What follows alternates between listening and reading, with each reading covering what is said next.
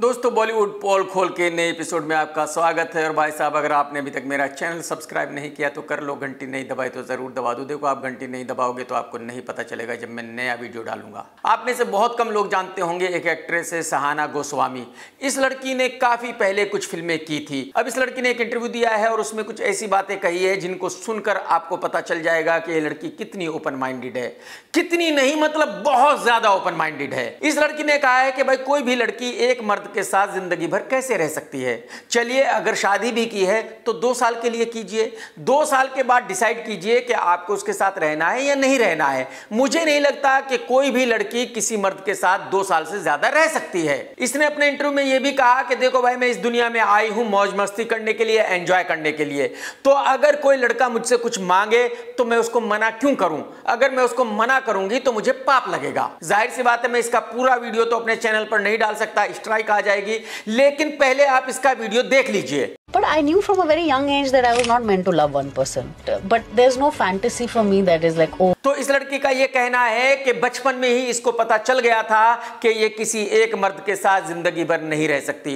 जितने मर्दों को भी ये एक साथ डेट करती है वो सब इसके लिए बराबर होते हैं। ऐसा कुछ भी नहीं है कि भाई एक बहुत ज्यादा स्पेशल है या दूसरा इतना स्पेशल नहीं है। इसने अपने इंटरव्यू में ये भी कहा कि सभी लड़कियों को इसी तरह जीना चाहिए, ओपन माइंड के साथ जीना चाहिए। जितने भी लड़कों पर दिल आए, जिनके साथ भी कुछ करने का मन करे, कर लेना चाहिए।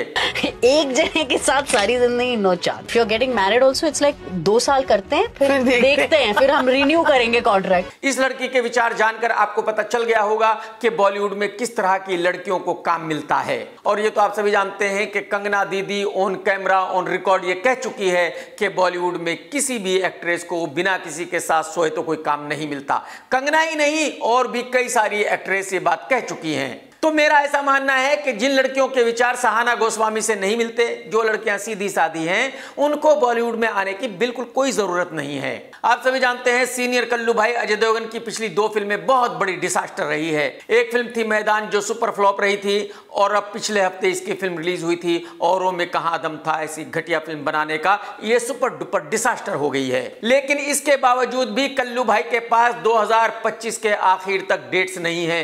कल्लू भाई एक के बाद दूसरी फिल्म शुरू करने वाले हैं।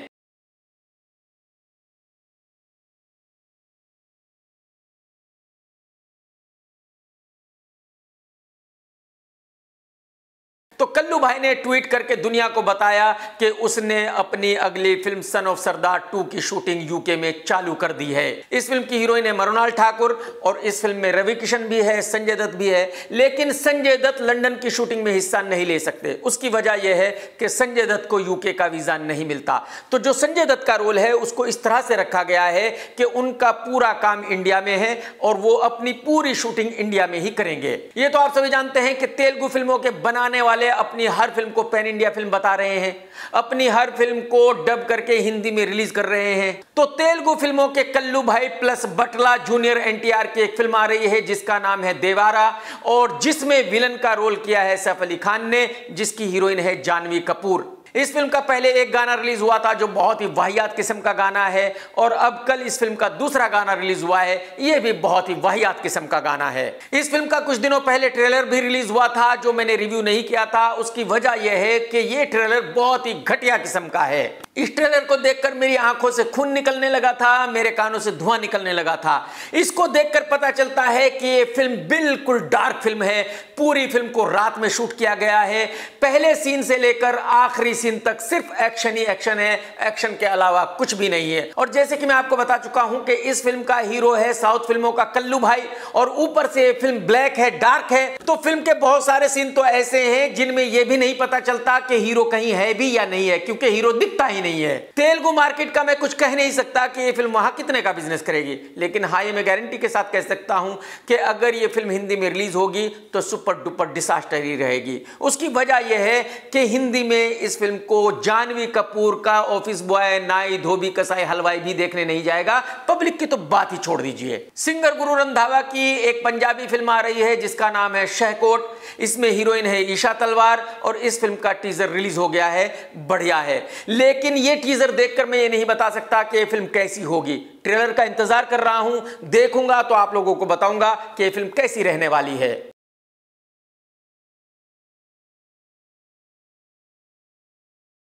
15 अगस्त पर एक और तेलुगु फिल्म हिंदी में डब होकर रिलीज होने वाली है, जिसका नाम है डबल स्मार्ट शंकर। इस फिल्म को डायरेक्ट किया है उसी डायरेक्टर पुरी जगन्नाथ ने, जिसने लाइगर बनाई थी एनाकोंडा के साथ, जो बहुत बड़ी डिजास्टर रही थी। इस फिल्म का ट्रेलर रिलीज हो चुका है और उसको देखकर भाई साहब मुझे गश आ गए, पसीने आ गए। यह फिल्म एकदम टिपिकल तेलुगु फिल्म है, जिसमें सबने जबरदस्त ओवर एक्टिंग की है। जो इस फिल्म का हीरो है उसकी शक्ल इतनी बुरी है कि नवाजुद्दीन उसके सामने हैंडसम दिखेगा। इस फिल्म में संजय दत्त विलन बना है और यही वजह है कि इस फिल्म को हिंदी में रिलीज किया जा रहा है। लेकिन जैसे कि मैंने कहा कि यह फिल्म 15 अगस्त पर रिलीज हो रही है और 15 अगस्त पर रिलीज होने वाली फिल्में हैं स्त्री 2, वेदा, खेल खेल में। कार्तिक आर्यन की फिल्म भूल भुलैया 2 हिट फिल्म थी और तभी से सबको इंतजार है भूल भुलैया 3 का।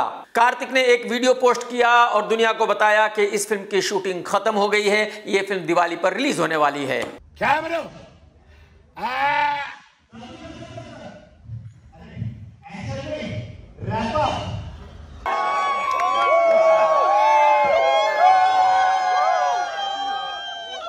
इस फिल्म को डायरेक्ट किया है अनीस बज्मी ने। इसका मतलब यह है कि फिल्म का म्यूजिक बढ़िया रहने वाला है। इस फिल्म की हीरोइन है बांटने वाली तृप्ति डिमरी। आप जानते ही हैं कि भूल भुलैया 1 में हीरोइन थी विद्या बालन, भूल भुलैया 2 में आई थी तब्बू, और जब भूल भुलैया 2 हिट हो गई थी तो अजय देवगन ने तब्बू को चने के झाड़ पर चढ़ा दिया था।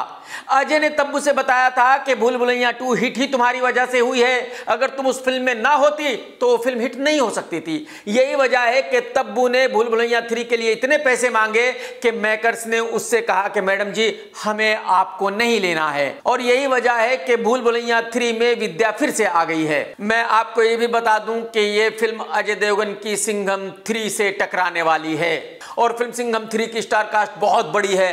अजय देवगन है, अक्षय कुमार है, टाइगर है, अर्जुन कपूर है, जैकी श्रॉफ है, कैटरीना है, उसका हस्बैंड कल्लू भाई है, दीपिका है, वगैरह वगैरह। तो अगर उस फिल्म के साथ ये फिल्म रिलीज होती है और ये फिल्म उस फिल्म से ज्यादा बिजनेस करती है तो फिर कार्तिक की बल्ले बल्ले हो जानी है। आप में से बहुत सारे लोग जानते होंगे एक्टर जाहिद खान को, जो कुछ सालों पहले फिल्मों में आया करता था, और ये तो मैं आप लोगों को अपने कई वीडियोस में बता चुका हूं कि आज की तारीख में हर किसी का इंटरव्यू हो रहा है, हर कोई कहीं ना कहीं इंटरव्यू दे रहा है।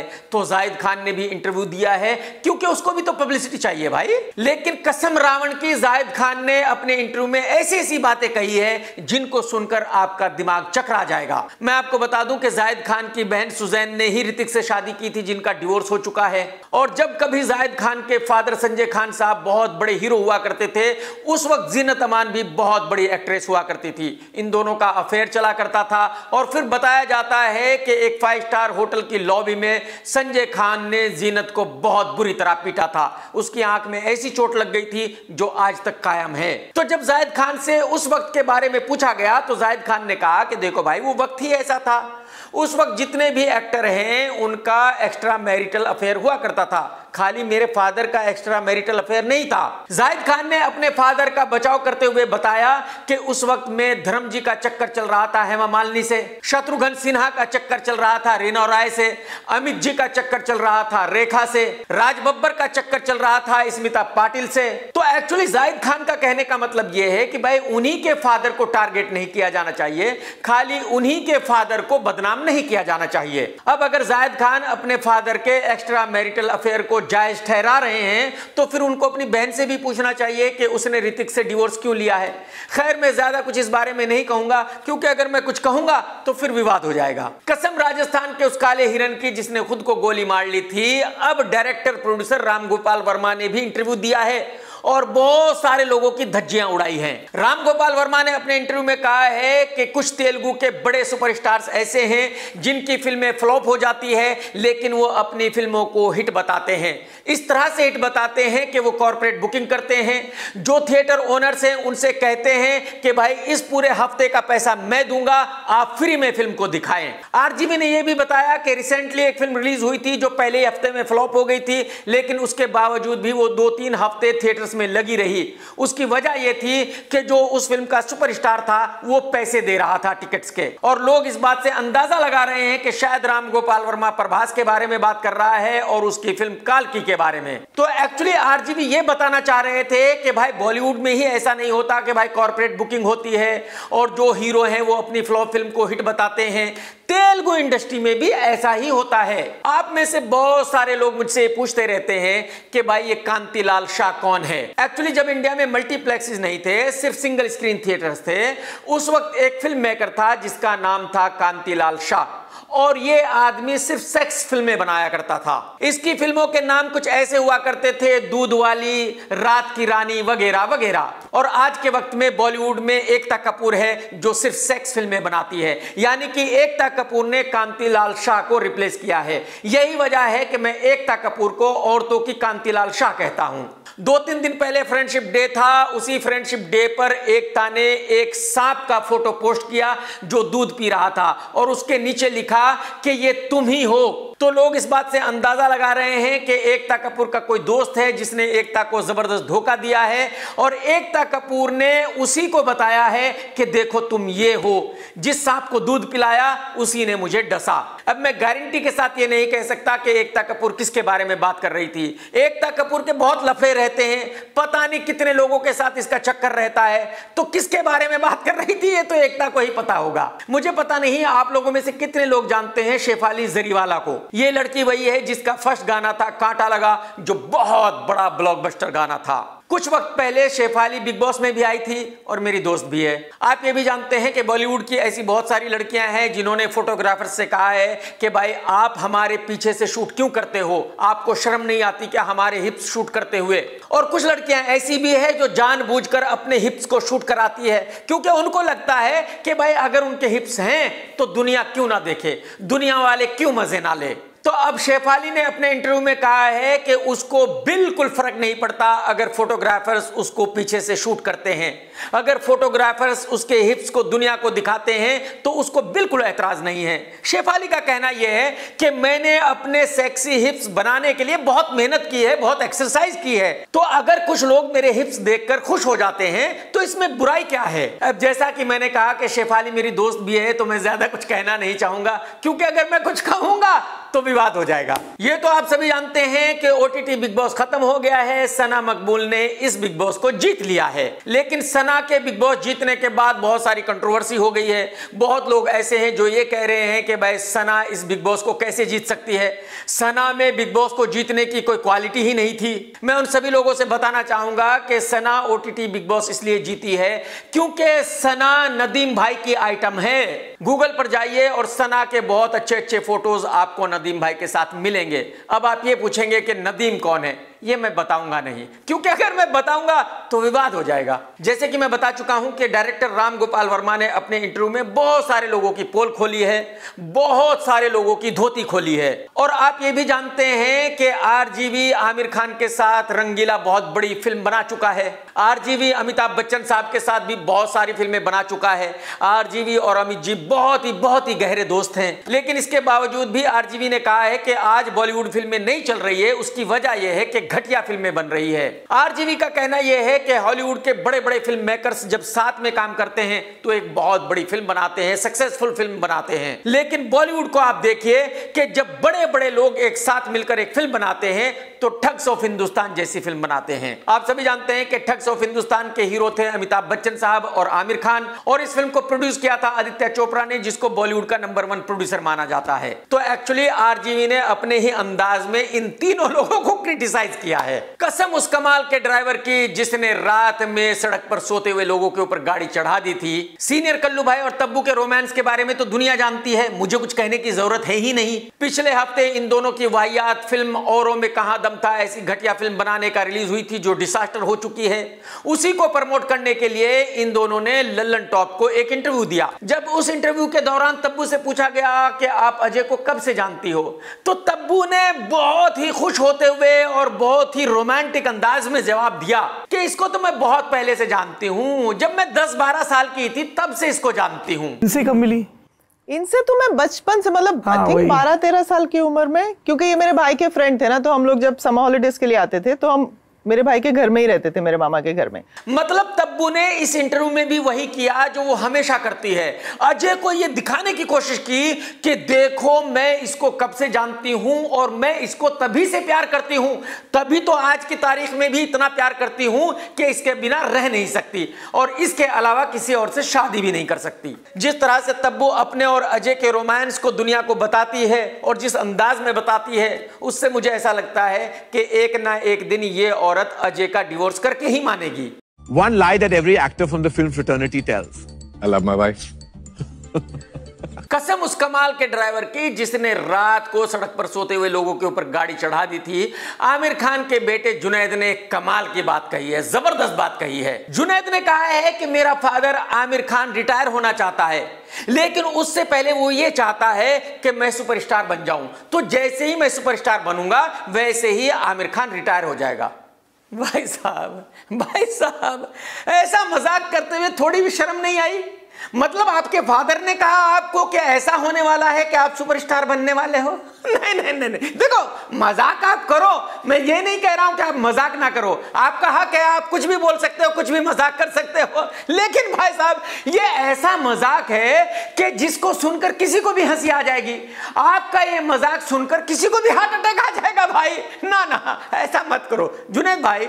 आज जब घर पे जाओगे तो आईने में अपनी शक्ल देखना और फिर खुद से पूछना कि आप सुपरस्टार बन सकते हो क्या? नहीं, ऐसा नहीं हो सकता भाई साहब। तो भाई साहब अगर आपके सुपरस्टार बनने के बाद ही आमिर खान रिटायर होगा तो फिर उससे कह देना कि मरते दम तक वो रिटायर नहीं हो सकता, बात खत्म। कसम रावण की डायरेक्टर मेघना गुलजार को अकल आ गई है।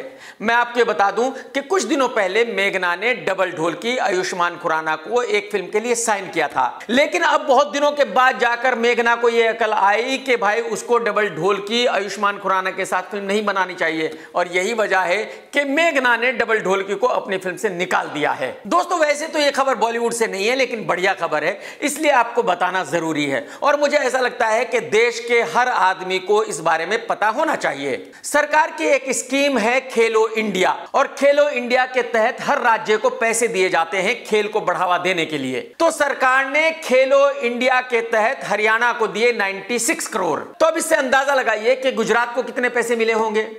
100 करोड़, 150 करोड़? नहीं भाई साहब, आप बिल्कुल गलत हो।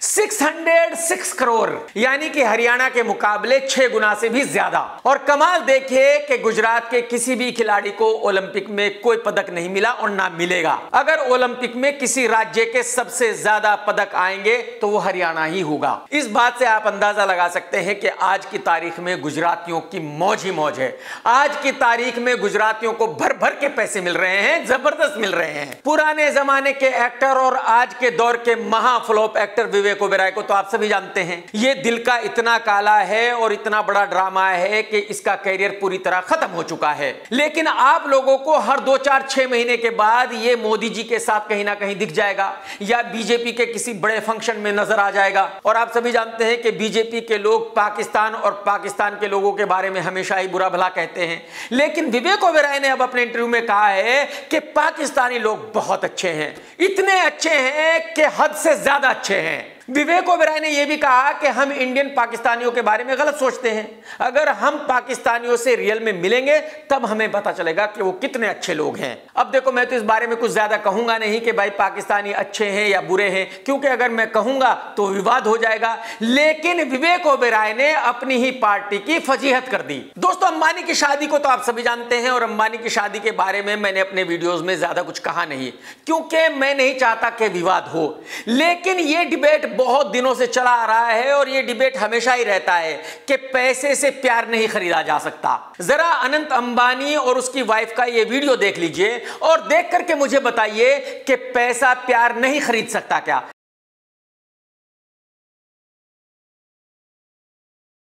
भाई साहब अगर अनंत के पास पैसे ना होते तो क्या ये लड़की अनंत से शादी करती?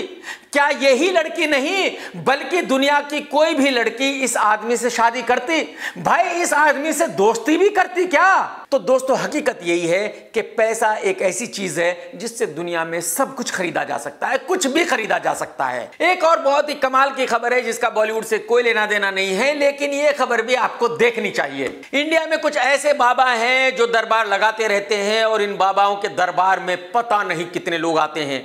ये लोग इन बाबाओं की पूजा करते हैं क्योंकि ये सभी लोग इन बाबाओं को बहुत ही सच्चे पक्के इंसान मानते हैं। पहले आप ये वीडियो देख लीजिए। प्याज और लहसुन का जन्म गंदगी से हुआ, राक्षस के मल से हुआ। अमृत की बूंद जमीन पर गिरने से एक बूंद लहसुन हो गई, एक बूंद से प्याज हो गई। देख लिया आपने, एक बाबा ने लहसुन और प्याज के बारे में क्या कहा और दूसरे बाबा ने क्या कहा। अब मुझे आप लोग ही बताइए कि इन दोनों बाबाओं में से सच्चा कौन है, किस पर यकीन किया जाए, कौन सही बोल रहा है, कौन झूठ बोल रहा है। हकीकत यह है कि जितने भी बाबा हैं वो सब ड्रामा है, झूठे हैं, नकली है, वो पब्लिक को बेवकूफ बनाते हैं। कसम रावण की फिल्म वेलकम 3 के साथ कुछ ना कुछ गड़बड़ होती ही जा रही है। मैंने अपने एक वीडियो में बताया था कि इस फिल्म की शूटिंग के लिए सेट लगाया जा रहा है मुंबई में। 1 अगस्त से 15 अगस्त तक इस फिल्म की शूटिंग होगी, लेकिन बहुत बारिश हो गई है और बारिश की वजह से ये सेट डैमेज हो गया है। इस सेट पर अब शूटिंग होना मुश्किल है, तो इसका मतलब यह है कि शायद ये शेड्यूल भी कैंसिल हो जाएगा, इस फिल्म की शूटिंग नहीं होगी। उसकी वजह यह भी है कि 15 अगस्त के बाद अक्षय कुमार ने लंदन ट्रेवल करना है, जहां अक्की ने हाउसफुल 5 की शूटिंग चालू करनी है और इस फिल्म में अब फरदीन खान को भी ले लिया गया है। आप सभी जानते हैं कि इस फिल्म में अभिषेक बच्चन भी है, रितेश भी है, पूजा हेगड़े भी है, बहुत सारे स्टार्स हैं। वेदा फिल्म की लड़का जैसे दिखने वाली हीरोइन शर्वरी को तो आप सभी जानते हैं और ये लड़की कितना ड्रामा करती है ये भी आप सभी जानते हैं। अब इसने एक बहुत बड़ा मजाक किया है। शर्वरी ने कहा है कि फिल्म वेदा बहुत बड़ी हिट होने वाली है और ये उसकी लगातार तीसरी हिट फिल्म होगी।